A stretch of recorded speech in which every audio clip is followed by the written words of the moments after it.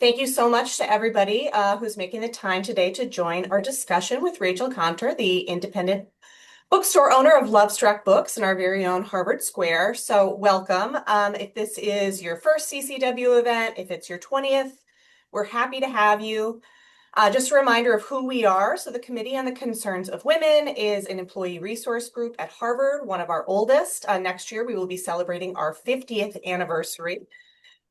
So we are exactly what it sounds like. We are a women's group for staff and employees of Harvard University. We try to bring you information about networking, career growth, sort of from the beginning of your career all the way through mid and late in your career, support across the university. I think it's a really wonderful opportunity since we're all fairly siloed within our schools and our units to get to know other people across the university. So we hope that you are already on our email list and that's how you found out about this wonderful event. But if you're not, we have a QR code here in the corner and you can scan that to be added to our monthly newsletter. So without further ado, if you want to go to the next slide. Just want to share some of our engagement guidelines here. We welcome a robust discussion today. We're really excited to talk about romance with all of you. So, we keep confidentiality in our meetings. We are recording this, but we don't have to include the Q&A session at the end, or if you want to send a question in anonymously, we're happy to do that as well. Please speak your truth, respect each other's experience, and then, everything on here sort of, Vegas rules, as it were. All right. And I think, is that all we have for slides? Oh, yeah. So we'll just let you know. So I will introduce Rachel. We'll do a little bit of a Q&A. We're not going to do any breakout rooms today, but we are happy to take questions. So you can either include them in the chat. You can send one to one of our committee members here, Paula or Lisa or Ashley. Are happy to take your questions. Or you could just raise your hand and we're happy to do it that way. Welcome any way that you want to engage today. All right, so my favorite way to start any discussion before I go over to share Rachel and her bio is we're all here to kind of talk about romance novels. And so in the chat, if you would, include your favorite romance trope, whether that's enemies to lovers, only one bed, friends to lovers, marriage of convenience. Personally, that one's my favorite. Historical. Just pop them all in. I'm really interested to know what everybody's favorite genre. Oh, yes. Enemies to lovers by Eva. I have an enemies to lovers hat. It always gets a lot of conversation started when people realize what it says. Excellent. Love that. Ooh, queer witches. I want to know more about that. Send your favorites.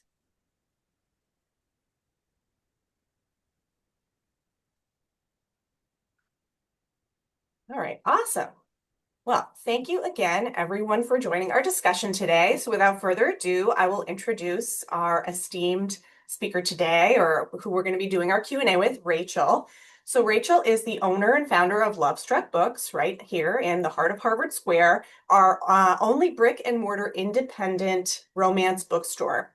For Rachel, Lovestruck Books and Cafe is more than just a business venture. It's the realization of her own personal happy ending. A lifelong lover of romance novels, she's curated a space that reflects her passion and celebrates the power of love and literature to bring people together. We won't hold it against her, but she is a graduate of Yale, but she's also a Hugsy grad, so we love that. Her journey is a testament to her commitment of lifelong learning. Prior to opening Lovestruck, Rachel taught elementary and high school English. Following her time in education, she made significant contributions to national nonprofit organizations in Miami, DC, where she honed her skills in development and community outreach. However, it was after embracing the joys and challenges of motherhood, raising 3 children in 5 years, a global pandemic on top of that, that Rachel found herself drawn back to her professional pursuits. Eager to re-enter the workforce, she seized the opportunity to fulfill her lifelong dream, opening her own independent bookstore in the heart of Cambridge. So welcome, Rachel. We are so excited to have you. Thank you for having me. Absolutely. So I think there's a few themes, right, in your bio that stand out, yeah, as an educator, as a female entrepreneur, building community through books. Can you share how your love of reading began and how it shaped your early life and sort of your choices? Yeah, so I grew up in a small town in New Hampshire and we didn't have TV. Which is incredible thinking about it now as a parent, like not even like no screens, like literally we didn't have cable. And so I read a lot. I read a lot at school. I read a lot at home. We always had books around us in our house, which was such a privilege. And I grew up going to the bookstore and going to the library, and that was just always a very rich part of my life. Not that I was necessarily reading like high quality literature. I definitely read a lot of like Sweet Valley High books and things like that, those were probably my first romance novels. Um, but yeah, I mean, access to books was not something that I ever had to worry about, which is again such a privilege and not the case for so many kids growing up in America. So that was really, I think, what enabled my love of reading was just always being able to get the next book in the series or whatever it was. Yeah, so I grew up reading, a lot of like Redwall books, a lot of sort of like fantasy books that I think very naturally transitioned into my love of romantasy. I think the first like official romantasy series that I read was the Dark Jewels trilogy by Anne Bishop, which was like way too explicit for when I was reading it, I think at the tender age of 11. But I just remember reading it and being like, oh my God, this is incredible. Like, are there more books like this? And then I remember going on a family vacation and we were staying in a house and there were a bunch of like Danielle Steele and Nora Roberts books lying around. I think we were on a ski vacation and I remember pretending to be sick so that I could stay home from skiing so that I could read these like Danielle Steele, Nora Roberts, Beverly Jenkins, like original romance novels. Mhm. Again, I think I was probably 12 and it just was like an introduction to this world that, really featured relationships and women's experiences and it Mhm. was love at first read for me. Absolutely. Oh, you saying Beverly Jenkins really brought me back because I definitely found one of those paperback novels at my grandma's house and like Same. Yep. clandestinely was reading it, under the covers. Good for Um, them. They were ahead yeah, of their time. absolutely. We love a grandma who reads romances. Yeah.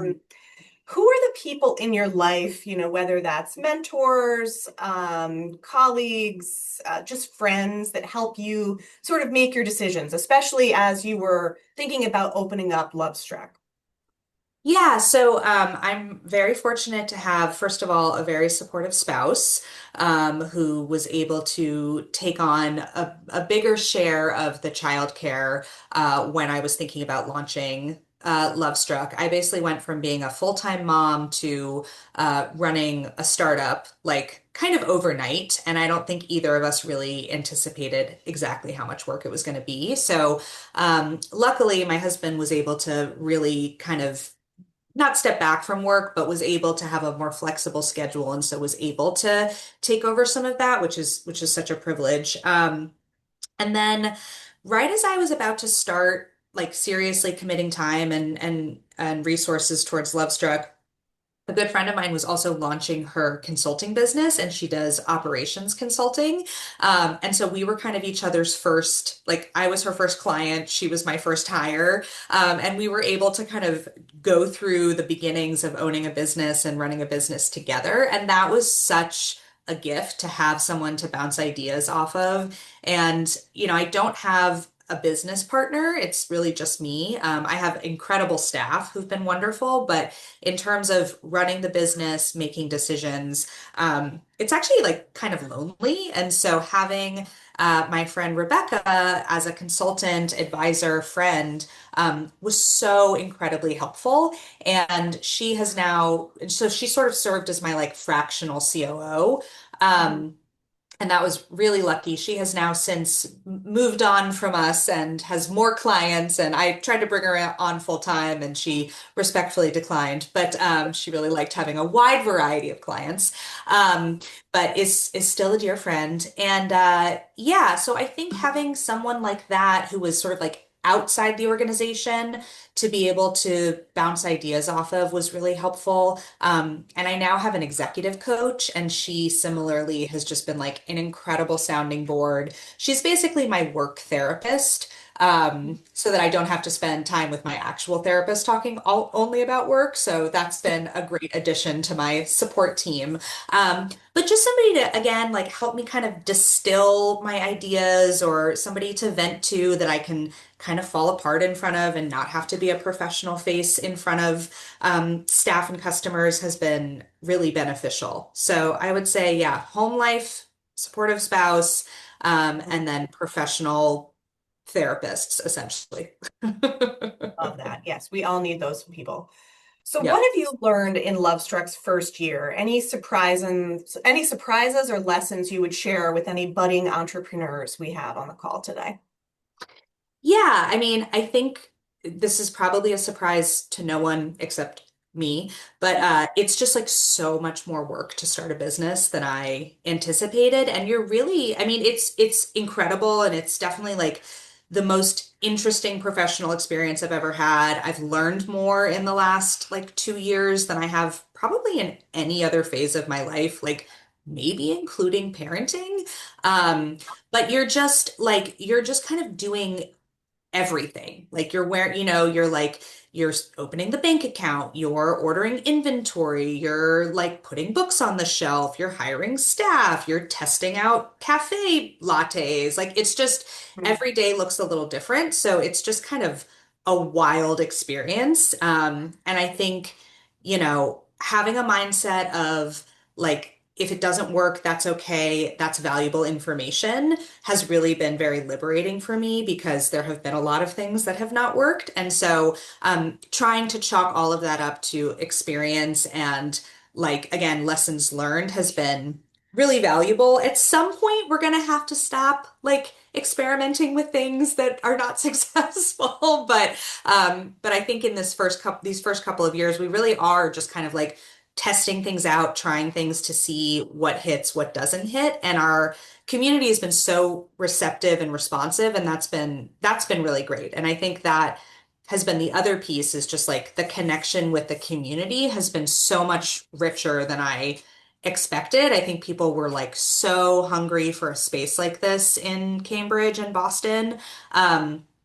And so, the customers give us tons of feedback, and, positive and negative. But that like direct line of communication has been really valuable too. So figuring out ways to sort of like keep yourself open to that without taking every, constructive piece of feedback personally, which is hard when it's your baby. But that's why I have my executive coach who I can talk to about It's amazing. it. You mentioned that this was very hard, and sort of likened it to parenthood a little bit, which I'll say, yeah, becoming a parent definitely knocked me on my ass. So, what helped you the most to find yourself again after becoming a parent, especially in fitting this new identity with your existing identities? A lot of our programming in the past have been about sort of the intersection of feminine identities or women presenting identities. So how did you, sorry again, what helped you find yourself again, sort of after becoming a parent and then like taking on this new one? And is it that balance of mental health coaching for the family side plus executive coaching for the professional side, or any other info you'd like to share? Yeah, I mean, so I had my first kid. I had all three of my kids in when we were living in Washington, D.C. So we actually moved to Cambridge 3 years ago, right when I was like thinking about opening Lovestruck. So the two things kind of coincided.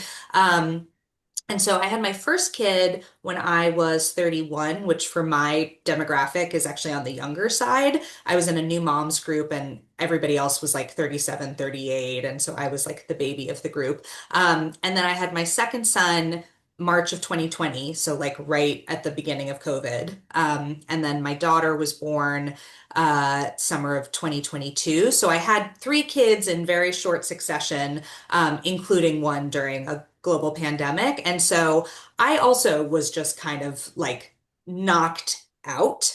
And I would say that the thing that kind of helped me reconnect with a sense of self was actually like reading and a community of female friends. Like I've always had a book club in any city I've ever lived in. And it was that like monthly meetup with friends where we would, yeah, talk about the book, but like really talk about our lives and drink wine and just be sort of in community with each other that was so restorative and also kind of like level setting. I think it was just always a good reminder that like yes, this thing that you're experiencing is hard right now, but also other people have gone through it and other people have more challenges or different challenges. So I found that community really valuable. Um, Mhm. and I think is really what people were looking for. And then when I started thinking about opening a bookstore, like I had much smaller ambitions than kind of what it's turned into. I was thinking I was going to open like a sleepy, quiet little bookstore that was open, like every other Tuesday that I would sort of run by myself and there'd probably be like a cat in this, whatever. Like I had visions of this as a very different space. And so I think that would be the other piece of advice I would give maybe is that like it's okay to start small and if it grows into something bigger like amazing but also like Lovestruck was always for me just sort of like an outlet for my sort of like interests and hobbies and community outside of the home. And that was really the origin of it was like I just needed a place. I needed a third place, wasn't home at the time. I didn't have work, but was like not any of my other commitments. And it turned into something really wonderful, I think, for other people for that same reason. But again, when I started, like when I first looked at the space, which is right in Harvard Square, it's a pretty big space. I was originally thinking I would like sublet part of it. And then when I got the cafe involved, it turned into sort of a bigger thing. But really, I had like much smaller um, it was a much smaller scope when I first started out, which I think was kind of what made it doable. I think if I had like gone into it thinking like I am going to launch my romance book empire in the Boston area, that might have been overwhelming. But thinking about it as like, okay, this is a place that I want to hang out. I want to have books. I want to have some treats to eat and drink. I want this to be a place that people can hang out. Like that was kind of those were my guiding principles. And that felt manageable. Absolutely. It's really interesting. You mentioned the third space, you mentioned your book club. One of the reasons I was really excited to talk to you today is I think I mentioned this to you. We're coming up on the 6 year anniversary of my book club, QRBC, Quarantine Romance Book Club. A few of my members are on here today.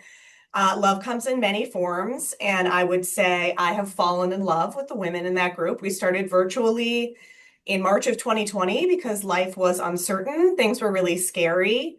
And a bunch of us were just mainlining romance novels because we knew that there'd be a happy ever after, right? And it became more than just talking about the book. It became talking about what was happening in our families, pregnancies. I mean, there were no children when we started, and now there's like 7 or 8 kids. I mean, we've been there for each other through so many things, thick and thin. And I just think about how places like Lovestruck can help these parts of our community grow, right? You can meet people who love something that you love that's just for you, that really centers around like women's pleasure. And it can start a lot of conversations that I think maybe, our mothers or our grandmothers didn't necessarily have. And so, what is your take, would you say, on the romance genre explosion in recent years? Yeah, well, first of all, I said this to you before, Katie, but like I am obsessed with this book club of yours, and I want to have somebody write like a modern love column about you. Like I'm gonna try to connect you with Olivia Waite from the New York Times because Yeah. like that's incredible. Like I love that. I love that for you. I love that for all of us. I think that is absolutely something to aspire to. Um, so the explosion in romance, and there have been lots of think pieces written about this, but essentially it was like, this is a genre that has always existed, but was always kind of looked down upon as, not serious literature, not well written, kind of just for women because, the patriarchy. And then during COVID, first of all, everybody was reading during COVID, everybody was home. And so there was an explosion of just book sales in general. Um, and then post-COVID, people were really looking for places to gather and like shared experiences. And that's what one of the things that I think is like so rich about the romance world is that because it's such a wide-ranging genre, there are so many different subcultures within it. And so you're really able to find your very specific community within the romance community. And so, it's like any identity-based group or whatever. But like if you're somebody who I think I saw in the chat, somebody was like, I love queer witches, then like, okay, like I know exactly the people that are going to come to this event. I know which authors to promote. And if you're coming to this event and you're coming by yourself, maybe you're new to the city and you want to meet somebody, like this is a great entree into those sort of conversations. And so it's a very low barrier to entry community, which I think is so valuable, especially as like women, mothers, like we don't have a lot of time. I certainly don't like didn't have a lot of extra mental bandwidth. Like I didn't want anything that I was going to have to like prepare for or like think, like I wanted to just go and sort of like decompress. And I think that is like a universal experience or a very common experience within the romance community is that like people see these books as an escape and they see meeting people and talking about their favorite books as a way of sort of connecting with people that have those shared interests. And this is happening like online, and TikTok has been a huge part of the explosion in romance. All these book talk influencers like discovered romance and then the sales went through the roof. That's like how Sarah J. Maas got so popular. By the way, if you haven't read ACOTAR, you have about 5 months before the sixth book comes out. So, and then the seventh book's coming out in January. So, it's time. It's time to Hop on it's it. time to go on that adventure if you haven't yet already. And if you're not familiar with what I'm talking about, it's A Court of Thorn and Roses, which is a fairy. It's a adult retelling of Beauty and the Beast with fairies. Pretty explicit, very spicy, an absolutely delightful read. So if you haven't read any romantasy, that's where I would recommend that you start. Um, Anyway, and so between like online influencers and in-person meetups, there's just been this like incredible explosion in this genre. And I also credit Gen Z a lot with this because they're so open and overt about what they like and what they want to read. And there's no sort of like you know, like shame or bashfulness or like being sort of like apologetic about reading something that's just fun and enjoyable and for pleasure. And I think that has translated into this kind of like ethos within the romance community that we're almost like claiming this space as our own and it's not something to be embarrassed about. And the publishers are taking notice. So there's this feedback loop between, book sales online and in person or paperback books. And the publishers are just like doing their best to keep up with it by sourcing new authors. And so, self-published authors are getting picked up by traditional publishers. And it's like a really exciting time. And I think part of the reason that Lovestruck has been successful is I think I just got really lucky with the timing. Like I think I was doing this at a time where there was this like incredible interest in this genre.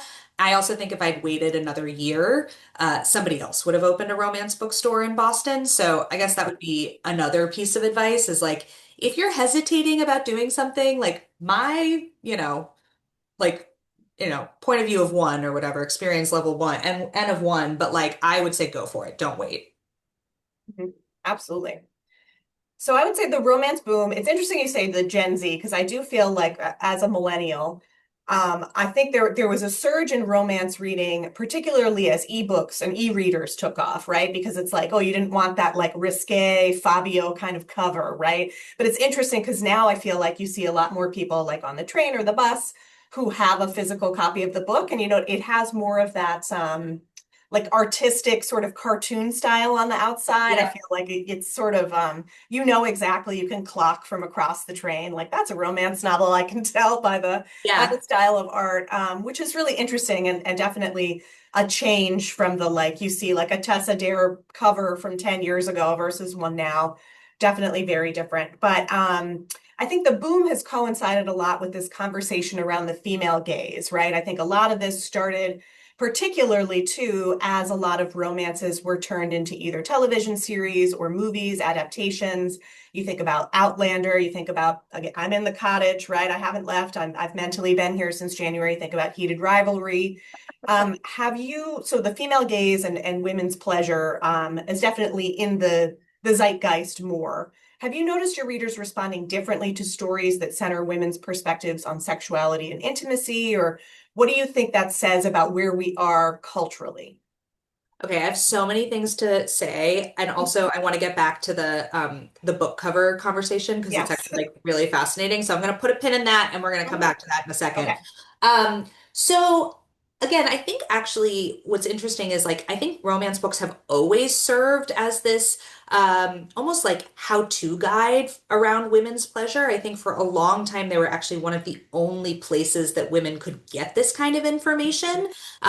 Even, I mean, like, even if you chart it all the way back to Jane Austen, there are like discussions about, consent and passion versus practicality and things like that. Passion and Practicality is actually a great title for an adaptation. Anyway, um, Jot that down, this somebody. is this is how my brain works. I'm always like, Mhm. oh. I think that um, I think they've always served as that kind of like uh, insight into the woman's experience. And I think now that they're being sort of read more widely, I think more people are seeing that. And so I think people are more accustomed to reading stories that center female pleasure. And I think it's like the more you read it, the more common it seems to you and the more expected it becomes. And so I think that's how it like works itself into the culture is that representation matters. And when you start to see it again and again, it just becomes the norm to you. And so I think there's been this expanded readership, which means more people are seeing that. I think there's been an expansion of the identities and communities represented in these books. So you're getting even more insight. The female main character is no longer only a white heterosexual 17-year-old woman who can only, who's waifish but also so powerful. Like, now you're seeing Jasmine Guillory is one of my favorite contemporary authors, and she's a black woman and she writes mostly black female characters who are like in their 30s, professional, like she's a lawyer. Often they're writing about people who are experiencing relationships as just part of their lives, not the center of their lives. And so that's also like a really refreshing shift that marriage is not like the end goal in these books anymore. Mhm. And so I think I lost the train of thought, but like, how is it working? How is it working into the culture? I think like the more you see it, the more commonly read it is, the more it Mhm. becomes expected. Absolutely. Yeah, Talia Hibbert is another author I love Yeah, who, she's great. I'm woman of dying to get her color. into the store, but she's very shy. Okay, yeah.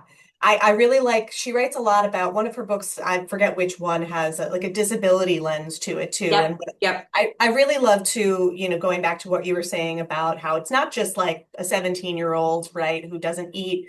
What I like a lot about modern romances too is that usually the women have other women in their lives or they have friends. yes, There's like a yes, group yes. of friends, which I really love because it's like that is representation of a community right there. Like she's not, the female protagonist isn't making these decisions in a vacuum because she like has to get married or whatever. It's like she can gossip to her friends. Like what's Yep, more real than that? And I mean, going back to Jane Austen though, I mean, that's what Lizzie does, right? Lizzie and yep, Jane under the covers, yep. um, chatting about their men. But Yeah, I mean, the definition of a romance novel, or like a working definition of a romance novel, is that it has a central love story, mhm, it has a happily ever after, and it is right, marketed as a romance novel. But I think that the key piece is it has a central love story, but that doesn't mean right. that's the only story. And I think that's often the difference between what is marketed as explicitly a romance novel versus more like women's fiction, often Mhm. these characters have these like rich relationships with, sisters or friends or mothers, and that gets as explored in these books as others. And so I think that's what's interesting too about there's kind of a line that's being blurred a little bit. Some of the, Emily Henry writes romance novels, but like her newest one is sort of being classified more as women's lit because there is also this like secondary plot that's as much about the friendship as it is about Mm. the romantic interest, which is so great and rich and I think more representative of like what a modern life is like.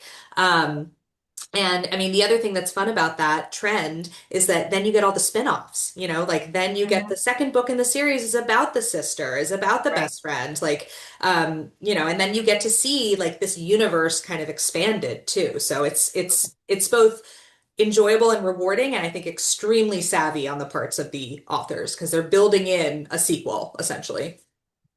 Absolutely. Yes. I was living in Tessadair's Spindle Cove for a while in early 2020. Um, you said you wanted to put a pin in the book cover discussion. So before Oh, yeah, I yeah, yeah. start Well, another question. mostly it's just a word of caution because so Mm. my oldest son is 7 and is reading. And so I used to just like leave my books lying around the house. And now, like the other day, I came downstairs and he had a copy of Morning Glory Milking Farm, which has a minotaur on the cover. And he loves Greek mythology. And he was like, "Ooh, what's this?" And I had to like dive and knock it out of his hands. And so mostly just a word of caution to everybody. But yeah, I mean, it's funny, the traditional, they're called clinch covers because the woman is like in a Um, clinch pose.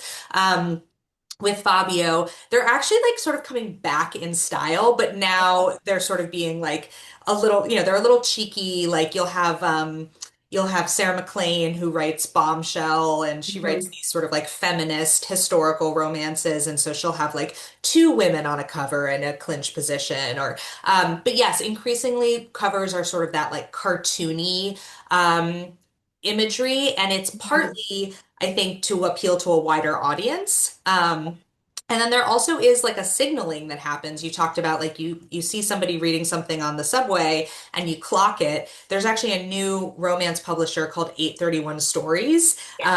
And actually like all of their book covers have the same pattern. They're like Mhm. two-tone plaid and they're intentionally designed that way so that you can identify it when somebody is reading one. And it's like another example of just like built-in community. Like, oh, somebody else Absolutely. is reading an 831 stories. Like, cool, let me chat with them. And then Mhm. probably there's like a meetup that they can go to later. So I think it's like a really creative industry that's very savvy around the marketing stuff too.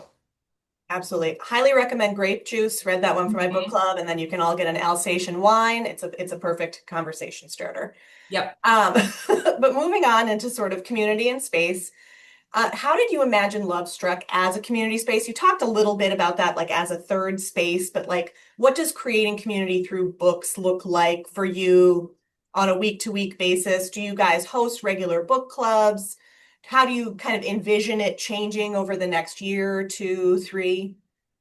Yeah, so the way that so currently we do host quite a few events, both in the store and then off-site. And that was intentional because I really wanted to be a place where you could go do a thing. You could go attend an event and see one of your favorite authors. Those were often like, um, those are the sorts of events that would like get me out of the house. And so those are the Mhm. things that just selfishly I wanted to go to.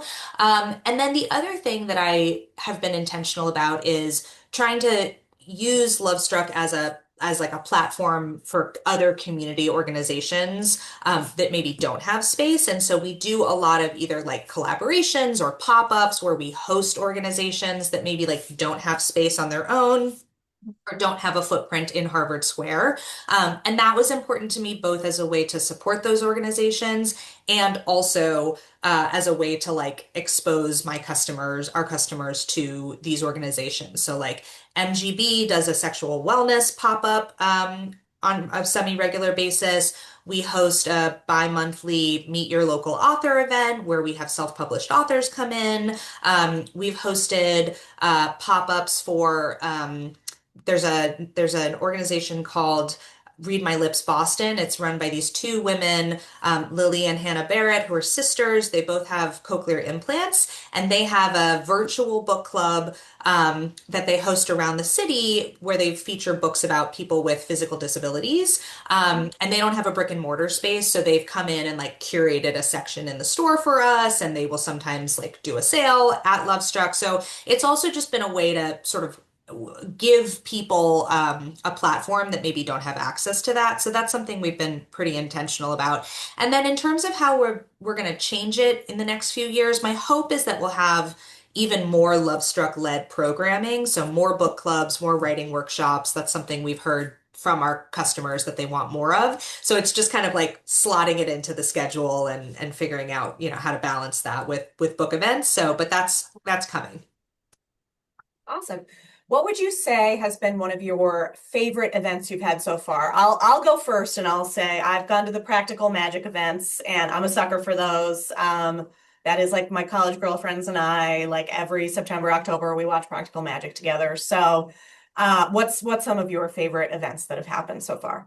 Yeah, well, that's also one of mine. And Alice Hoffman has been like such an incredible champion of Lovestruck and such a friend and partner, which has been great. And she has a new book coming out in Mhm. August called Witches of Cambridge that's actually takes place at Radcliffe Institute. And it's kind of like a love letter to Cambridge. Anyway, delightful, highly recommend. Um, Another event that was really wonderful was last February. We did an event with Ashley Poston and Katie Schober, who is she's like an influencer who has an Instagram account called Beach Reads and Bubbly, and she runs virtual book clubs all across the country, and she's just like a delightful personality. So she flew in from Chicago to moderate this event with Ashley Poston, and we did it on Galentine's Day. So we did it Oh. February 13th, and it was 90 people, I think all women, maybe except for my husband. I think he might have been the one man in the audience, which is often the case, which is a good experience for him. And it was just like so fun and like empowering to be in this environment that was just all about like women and our shared love of these books and sort of like an opportunity to like be silly and laugh and indulge in this kind of like fantasy world that Ashley Poston creates. She writes a lot of like magical realism. So like Mhm. time travel and things like that, which is fun. Um, and yeah, it's just like it's so affirming to be with a group of people who love the things that you love. So that was probably one of my favorite. I also love Beach Reads and Bubbly. Mm. She sends out a weekly newsletter, and she also has something called Beach Reads After Dark, which are more explicit book recommendations, which is great too. Oh, that's amazing. Thank you for sharing that. Well, Rachel, I mean, I could chat with you all day, every day about all kinds of things, but I do want to give our audience the opportunity to ask any questions.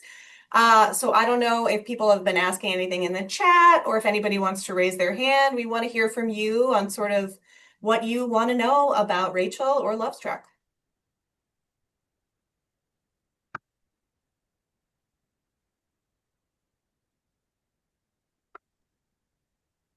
See if I can see anything in the chat.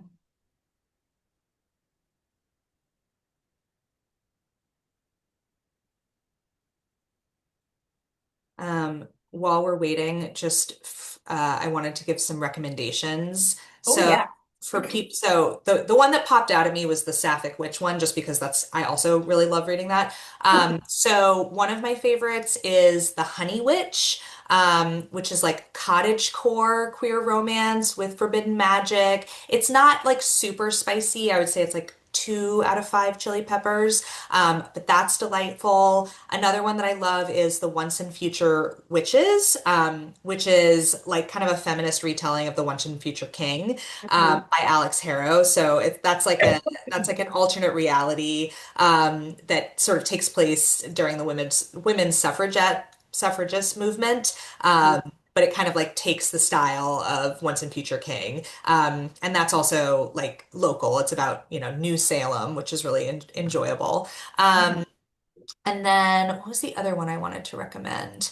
Not queer or not sapphic, but Cemetery Boys is about trans gay men.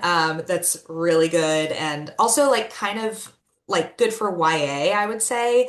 Paranormal, like YA, and increasingly a lot of YA books are queer, which is really, I think, important for teens to have access to that. So that's by Aiden Thomas, and that's really great. Awesome. One of the questions we got are, what are your top three historical romance novel recommendations? That's a tough Okay. one. It's a big genre. All right, so one of them is this new Alice Hoffman book that I got, not to brag, but I got an early advance reader of it. It's called The Witches of Cambridge, and it's so good. It's about kind of the history of like the witch trials in Cambridge, and it goes back and forth between like the 1600s and the 1950s and 60s. So I don't know that that totally counts as historical fiction, but I think it does. Anyway, and it's so well written, and it's once again like many of Alice Hoffman's books. It's two women. This time they're not sisters, but they're friends, and it's as much about like their relationship as their romantic relationships. Um, Mhm. I love Bombshell by Sarah McLean. I think she is Also, like one of that the one's best so good. writers. Yeah. And she also, this is not a historical recommendation, but she has a new contemporary book called These Summer Storms that is like a succession style, like wealthy family. The patriarch dies, and in the will, like leaves like challenges for each of the adult children to complete in order to get their inheritance. So so good. Mhm. But anyway, Sarah McLean, Bombshell, and then I really love Julia Quinn, Bridgerton. I know contentiously, Katie, you were not a huge fan. Was that you who was saying you weren't a huge fan? That was another member of the executive Oh committee, yes, but I yes. totally understand, Not to never, out them, but no, anyway, but never yuck anyone's yum, but yes, we yes. all get to pick our favorites. I do think what's important to note about though is that I read Julia Quinn before the TV show Yeah. came out, and so I think it's a little bit of a like if you watch the TV show first and then you read the books, they're not going to be as spicy as the show is, so you're going to be disappointed. Versus Heated Rivalry, which if you watch the show and then go read the books are exactly as spicy as the show is. So it's going to be on par. Mhm. I think there's also a little bit something to be said about maybe a romance novel written in the 90s versus a more contemporary one Mm. too. I think that there's maybe some themes that might feel more uncomfortable to those of us who are more used to like a Hmm. feminist Yeah. lens on a lot of our books where like I personally I love all the Outlander books, but some of Mhm. them might have some outdated themes in them, Yeah. particularly the older books, so might not be for everyone. I Yeah. was going to ask if you had read the Evie Dunmore, the League of Extraordinary Hmm. Women. Those ones are really good for Yeah. historical Love those. Yeah. Bringing down the romances. Duke, and yeah, so fun. So Yes, fun. yeah. Anything that's like a modern retelling or a feminist retelling of a sort, sort of putting the stereotype on its head is very fun for me too. So I enjoy those. Yeah. Absolutely. Somebody wants to know, do you see yourself writing anytime soon? Have you been writing? Are you interested in writing? Sounds like So you've been very busy, so I don't know when you find the time. So this whole thing actually started because I thought I was going to write a romance novel. I thought that was my career, and I wrote about 50 pages of a romance novel during COVID, and it is so bad. Like I'm not being like self-deprecating or humble. Like that is not my destiny. I wrote it about COVID or like it took place during COVID, and like a lot of it was people like sort of talking about their like mask preferences and sort of their like their tolerance for proximity. It was not sexy. It was not good. So short answer is no, I do not think that is in my future, but I am delighted to read what other people are writing, and hopefully, what I'd really like to do in the future is have an independent publishing arm of Lovestruck to help other folks get published. Yeah, or like a really interesting exquisite corpse game where you sort of get a group together and you can write the first chapter. Yeah, I mean Really have fun. that's increasingly popular. Like Sable Sorensen are two women, Christina Lauren are two Yeah, women. There are a lot of sort of co-writing teams out there. absolutely. Another question that came in the chat. What was the moment you decided to actually open the bookstore and not just dream about it? Was there ever a point where you thought it might not work, and what kept you going? I think the point that really made it real was when I found the space and Mhm. started negotiating the lease, I was like, oh, I guess I'm really doing this. I guess I really need to have a business plan. So I think in some ways I got really lucky because the lease took a really long time to negotiate. And so I had kind of like 6 months while I was negotiating the lease where I was pretty sure this was going to happen. And so I was like already planning the build out for the space. And so I think like anything you can do to delay when you have to actually pay a bill, if you can do any work while you're sort of like procrastinating on the other stuff, is beneficial. So, but yeah, once I saw the space and could kind of envision it, I was like, oh yeah, I think this is really happening. Absolutely. I mean, RIP that Ann Taylor, but I prefer I having you know, guys I there. know. Yep, yeah, it's seen a lot of lives. Marimekko, I think Crate and Barrel. Um, Ann Mhm. Taylor and now Lovestruck. Yeah. So, and it's funny when I was talking about the when I was negotiating the lease with the landlord, who it's owned by the Porvu family who started Baupost. And they're like a somewhat conservative group. I was like, this is a romance bookstore. Like, I just want to be really clear with you and upfront about what this was. And they were like, yeah, we think it's great. So, Awesome. We yeah. love to hear that. Okay. Well, there haven't been any other questions come in just yet, but what are you reading and watching right now? Okay, so I am devouring the Forsyth saga that just came out on PBS. And if you haven't seen the like early aughts production, also a delight. But this new one just came out. I also just read Catabasis by R.F. Kuang, which has been out for a while, but I like finally got around to reading it, and it's so good. It's like it's set in Cambridge, England. It's an academic rivals to lovers, like paranormal, where they literally have to go to hell to rescue their advisor's soul. And anyway, she's so incredibly talented.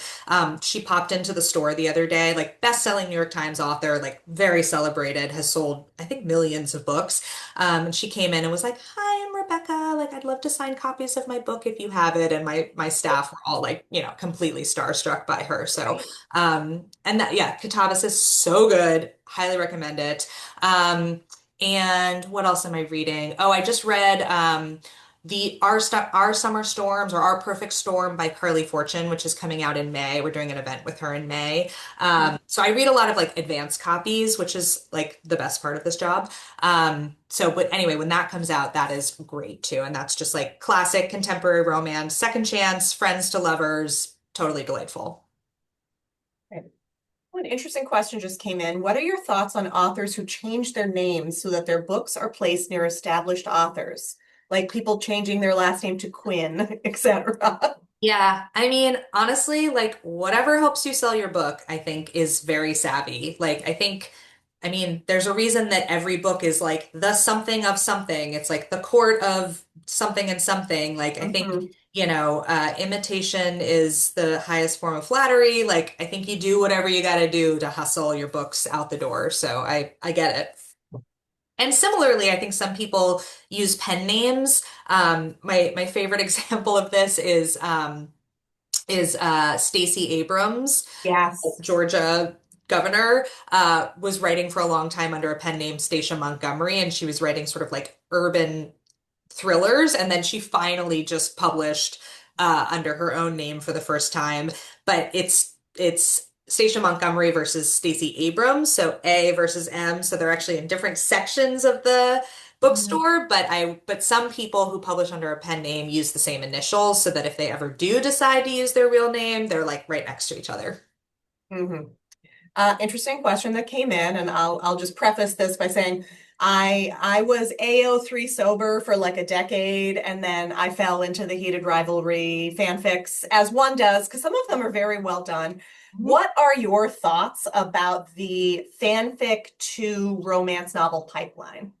Yeah, so this was an area where I actually really had to rely on my mostly Gen Z booksellers because I did not grow up reading fanfic, and so this was kind of a new world to me. But it's so wildly popular. I mean, now publishers is not only publishers, but like TV producers are going directly to Wattpad, which is where a lot of fan fiction gets written, to pick up these stories, and they're just going like directly to the source, because they're so popular. And I think, a lot of people talk about like, well, should we like not be supporting books that keep the Harry Potter storyline in the ethos because of all of the problems with J.K. Rowling being like anti-trans.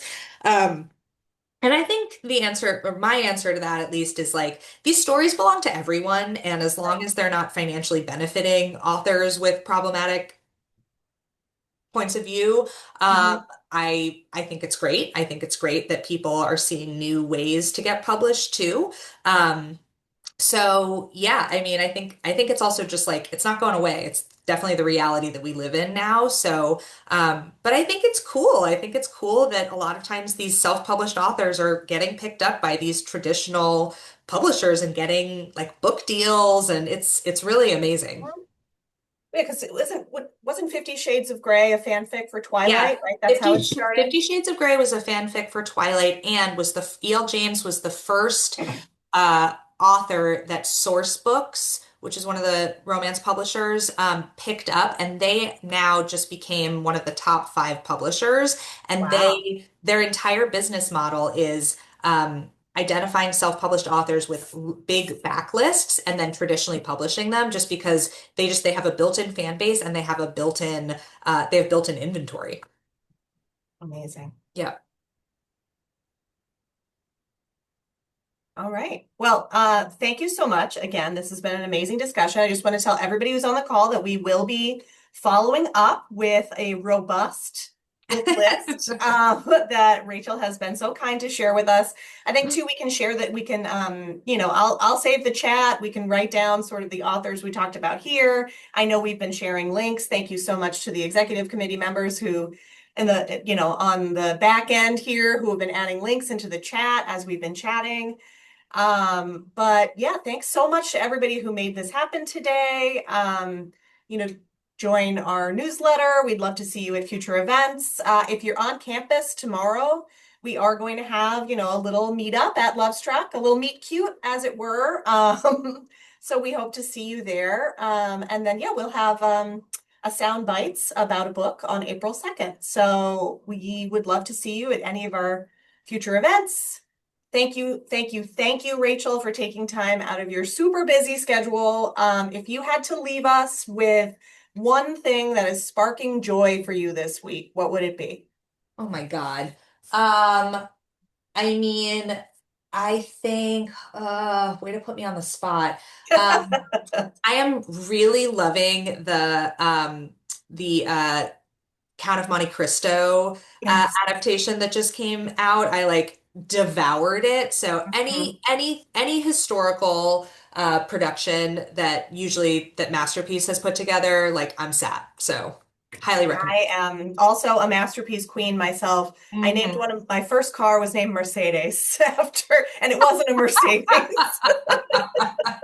That's So deep. That's deep. I love that. yes, it's a love that goes really deep. So again, thank you, everyone. You'll get an email from us. I'll give you 5 minutes back in your day to do something that sparks joy or change the world, whatever you want to do with those 5 minutes. Thank you, everybody.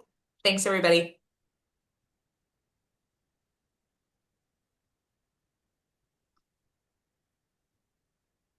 Awesome.